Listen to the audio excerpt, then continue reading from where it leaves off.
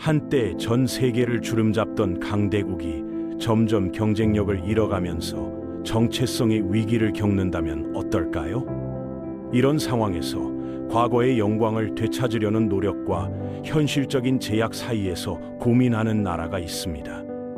경제적 성장과 국민의 삶의 질, 이 둘 사이에서 균형을 찾으려 했던 나라가 오늘날 가장 큰 시련에 직면하고 있습니다. 바로 프랑스의 이야기죠. 이 나라는 독특한 방식으로 자본주의를 받아들였습니다. 프랑스의 경제 이야기는 단순한 성공담이 아닙니다. 오늘 우리는 이 나라가 어떻게 독특한 경제 모델을 만들어 왔는지, 그리고 지금 왜 변화의 갈림길에 서 있는지 자세히 살펴보겠습니다.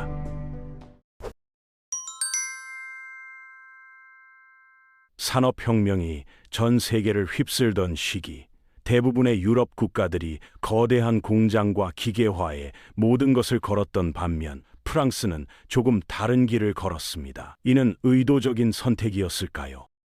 18세기 말과 19세기 초, 다른 나라들이 하루아침에 농업사회에서 공업사회로 변모하려 안간힘을 쓸 때 프랑스는 여전히 전통적인 수공업 방식을 고집했습니다. 그 이유는 무엇이었을까요? 프랑스는 왜 이런 선택을 했을까요? 사실 선택이라기보다는 어쩔 수 없는 상황들이 겹쳤습니다. 당시 프랑스는 내부적으로 엄청난 혼란을 겪고 있었기 때문입니다. 우선 프랑스는 산업혁명 초기에 자국의 혁명으로 인해 엄청난 혼란을 겪고 있었습니다. 1789년 프랑스 대혁명부터 시작해서 나폴레옹 전쟁까지 거의 수십 년간 나라 전체가 전쟁과 정치적 불안정에 휩싸여 있었습니다. 이런 상황에서는 장기적인 산업 투자나 체계적인 기술 개발보다는 당장 필요한 군사적 물자 생산에 모든 역량을 집중할 수밖에 없었던 겁니다. 평화로운 시기에나 가능한 대규모 투자는 꿈도 꿀 수 없었죠. 더 큰 문제는 숙련된 기술자들의 해외 유출이었습니다. 특히 종교적 탄압을 피해 다른 나라로 떠난 개신교도들 중에는 초기 기계 제작 기술을 가진 전문가들이 많았습니다. 이들이 독일이나 영국으로 건너가면서 프랑스는 산업혁명에 필요한 핵심 인재들을 잃게 됐습니다. 역사상 최초의 두뇌 유출 현상이라고 할 수 있겠네요. 아이러니하게도 이런 현상은 오늘날에도 여전히 프랑스를 괴롭히고 있습니다. 게다가 프랑스는 지리적으로도 불리한 조건을 갖고 있었어요. 영국처럼 풍부한 석탄 매장량이나 편리한 해상 교통로가 없었고, 독일처럼 체계적인 교육 시스템도 부족했습니다. 이런 여러 요인들 때문에 프랑스의 산업화는 다른 유럽 국가들과는 완전히 다른 모습을 보였습니다. 영국이나 독일처럼 몇 개의 거대한 공장이 전체 산업을 지배하는 구조가 아니라 수많은 소규모 수공업 작업장들이 경제의 중심을 잃었던 거예요. 언뜻 보면 비효율적으로 보일 수 있지만 이런 구조는 프랑스 사회에 독특한 장점을 가져다 줬습니다. 무엇보다도 노동자들의 지위가 다른 나라보다 훨씬 안정적이었습니다. 경제학에서는 한 회사가 시장을 독점하면 소비자에게도 해롭고 노동자에게도 해롭다고 봅니다. 독점 기업은 가격을 마음대로 올릴 수 있고 노동자들의 임금은 깎을 수 있거든요. 대안이 없으니까 말이죠. 그런데 프랑스의 상황은 정반대였습니다. 수많은 작은 회사들이 서로 경쟁하면서 노동자들에게 더 좋은 조건을 제시해야 했던 겁니다. 만약 한 작업장의 조건이 마음에 들지 않으면 길 건너편에 다른 작업장으로 옮겨갈 수 있었으니까요. 이런 환경에서 프랑스의 노동자들은 다른 나라의 노동자들보다 훨씬 강한 협상력을 갖게 됐습니다. 오늘날 프랑스 노동자들이 자신들의 권익을 위해 거리로 나서는 모습을 자주 볼 수 있는데 이런 전통이 바로 여기서 시작됐다고 볼 수 있어요. 그들은 단순히 투덜거리는 게 아니라 역사적으로 그럴 만한 권리와 경험을 축적해온 거죠. 이런 문화는 프랑스 사회 전반에 걸쳐 개인의 권리와 자유를 중시하는 가치관으로 발전했습니다. 또한 소규모 작업장 중심의 경제 구조는 지역별로 고유한 전문성을 발달시키는 데도 도움이 됐습니다. 특정 지역은 와인 제조에, 다른 지역은 치즈 생산에, 또 다른 지역은 직물 제작에 특화되는 식으로 말이죠. 물론 이런 시스템에도 단점은 있었습니다. 작은 회사들로는 대규모 철도망이나 항만시설 같은 거대한 인프라를 건설하기 어려웠거든요. 또한 국제 경쟁에서는 규모의 경제를 활용하는 다른 나라 기업들에 밀릴 수밖에 없었고요. 19세기 후반으로 갈수록 이런 구조적 한계는 더욱 명확해졌습니다. 독일이 통일되면서 거대한 산업국가로 부상하고 미국이 대륙 규모의 시장을 바탕으로 급성장하는 가운데 프랑스는 상대적으로 뒤처지기 시작했습니다. 특히 두 차례의 세계대전을 겪으면서 프랑스는 자국의 경제 시스템에 근본적인 변화가 필요하다는 것을 깨달았습니다. 전쟁 중에 독일의 체계적인 산업 생산력을 직접 경험했기 때문이죠. 제2차 세계대전이 끝난 후 프랑스 정부는 이런 약점을 정확히 파악하고 대담한 해결책을 내놓았습니다. 민간 기업이 할 수 없다면 우리가 직접 하겠다는 방침을 세운 거예요. 정부는 여러 국영 기업들을 설립했습니다. 국영은행, 에어프랑스, 고속철도 시스템, 심지어 미넬이라는 초기 인터넷 서비스까지 만들어냈죠. 이런 정책을 디리지즘이라고 부르는데 정부가 경제의 방향을 적극적으로 이끌어간다는 의미입니다. 이 시스템의 기본 아이디어는 꽤 영리했어요. 순수한 자본주의도 완전한 사회주의도 아닌 제3의 길을 추구한 거죠. 국영 기업들이 필요한 대규모 서비스를 제공하면서도 민간 기업들과 경쟁할 수 있는 환경을 유지하려 했습니다.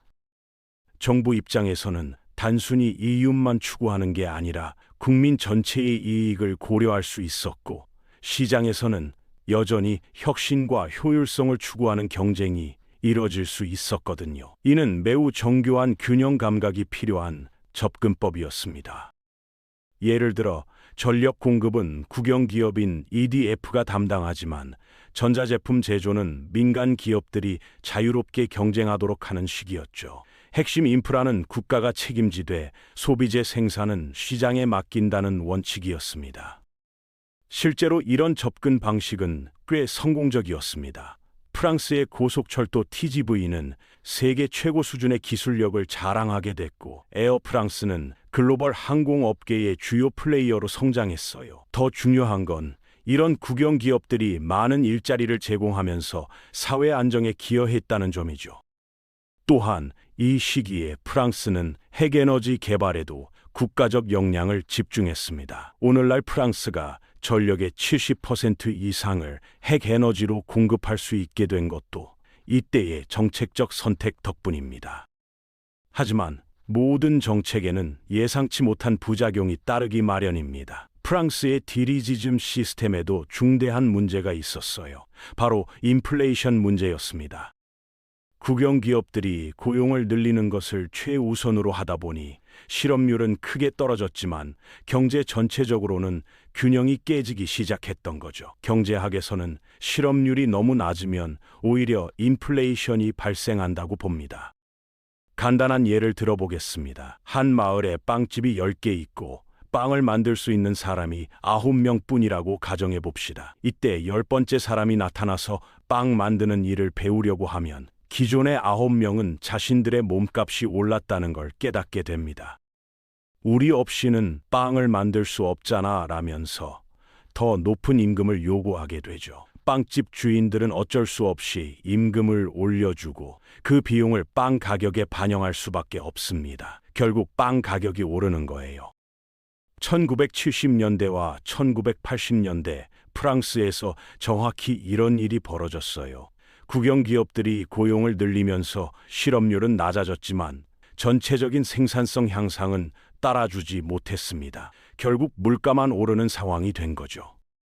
더욱 심각한 문제는 국영 기업들이 점차 비효율적으로 변해간다는 점이었습니다. 경쟁 압력이 상대적으로 약하다 보니 혁신에 대한 동기도 떨어지고 관료주의적 문화가 자리 잡기 시작했습니다. 정부는 여러 대책을 통해 이 문제를 어느 정도 해결했지만 근본적인 구조적 모순은 여전히 남아 있었습니다. 특히 1980년대부터 시작된 글로벌화의 물결은 프랑스 경제에 새로운 도전을 가져왔습니다. 다른 나라들이 규제를 완화하고 시장을 개방하면서 경쟁력을 높여가는 가운데 프랑스는 여전히 상당한 수준의 국가 개입을 유지하고 있었거든요. 이는 점점 부담이 되기 시작했습니다.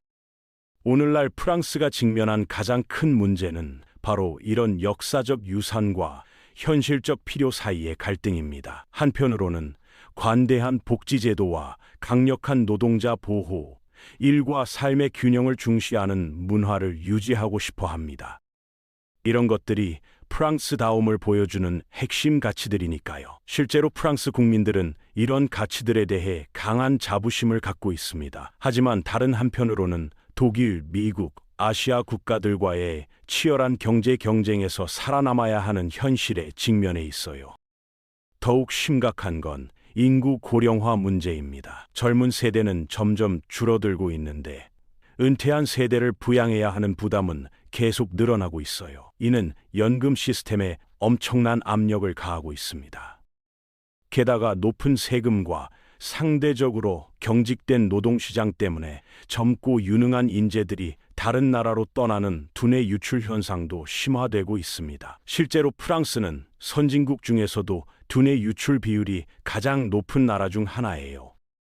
특히 IT나 금융 분야의 젊은 전문가들이 영국의 런던이나 미국의 실리콘밸리로 떠나는 경우가 많습니다. 이들에게는 더 나은 기회와 낮은 세금이 큰 유혹이 되고 있거든요. 그럼에도 불구하고 프랑스는 여전히 몇 가지 중요한 경쟁 우위를 갖고 있습니다. 무엇보다 장인 정신과 고품질 제품에 대한 국제적 명성이 그것이죠. 루이비통, 샤넬 같은 명품 브랜드들을 생각해 보세요.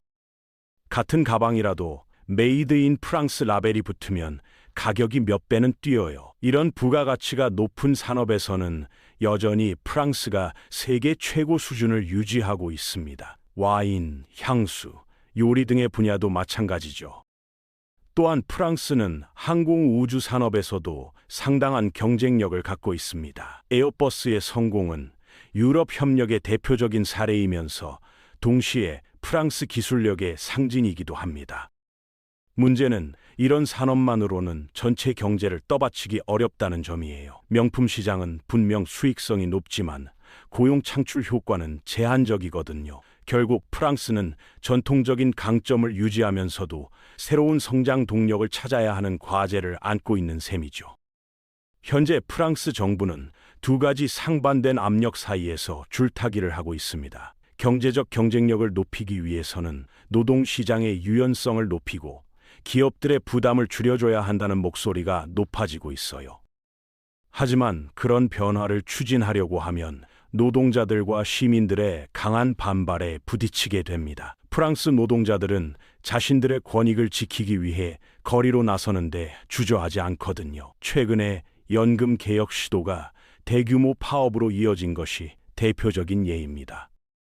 이런 상황에서 프랑스가 선택할 수 있는 길은 크게 세 가지입니다. 첫째는 현재의 시스템을 최대한 유지하면서 점진적 개선을 추구하는 것이고, 둘째는 과감한 구조 개혁을 통해 경쟁력을 높이는 것, 셋째는 유럽연합 차원에서의 통합을 더욱 강화하는 것입니다. 어떤 선택을 하든 쉽지 않은 길이 될 거예요. 점진적 개선만으로는 근본적인 문제를 해결하기 어렵고, 과감한 개혁은 사회적 갈등을 불러올 수 있으며, 유럽 통합 강화는 국가 주권의 일부를 포기해야 한다는 부담이 있습니다. 하지만 프랑스의 이런 고민은 비단 프랑스만의 문제는 아닙니다. 전 세계 많은 선진국들이 비슷한 딜레마에 직면하고 있어요. 경제적 효율성과 사회적 안정성 사이의 균형을 어떻게 잡을 것인가? 이는 21세기 모든 나라가 풀어야 할 숙제인 셈이죠. 특히 한국도 프랑스와 유사한 고민을 하고 있습니다. 급속한 경제 성장을 이룬 후 이제는 삶의 질과 사회적 안전망에 대한 관심이 높아지고 있거든요. 프랑스의 실험과 도전이 우리에게도 중요한 교훈을 줄 수 있을 거라고 생각합니다. 결국 프랑스의 미래는 이런 복잡한 방정식을 어떻게 풀어나가느냐에 달려 있습니다. 과연 이 나라가 자신들의 소중한 가치를 지키면서도 변화하는 세계에 적응할 수 있을지 앞으로의 행보가 주목됩니다. 하지만 프랑스의 이런 고민은 결코 프랑스만의 문제가 아닙니다. 전 세계 많은 선진국들이 같은 딜레마 앞에 서 있습니다. 경제적 효율성과 사회적 안정성 사이에서 균형을 잡는 일은 21세기 국가들이 공통으로 안고 가야 할 과제가 되었죠. 한국도 예외가 아닙니다. 압축 성장을 통해 세계가 놀랄 속도로 경제를 키워왔지만 이제는 그 성장의 방식이 여전히 유효한가를 되묻게 되는 시점에 와 있습니다. 복지, 노동, 연금, 청년 세대의 미래. 우리가 마주한 질문들은 프랑스가 먼저 고민했던 문제들과 크게 다르지 않습니다. 결국 우리 앞에 놓인 선택은 아주 단순하면서도 가장 어렵습니다. 경쟁력을 위해 복지를 줄일 것인가? 삶의 질을 지키기 위해 성장을 포기할 것인가? 그리고 이제 생각해봐야 할 차례는 우리입니다. 한국은 프랑스와 같은 길을 걷게 될까요? 아니면 전혀 다른 해답을 만들어낼 수 있을까요?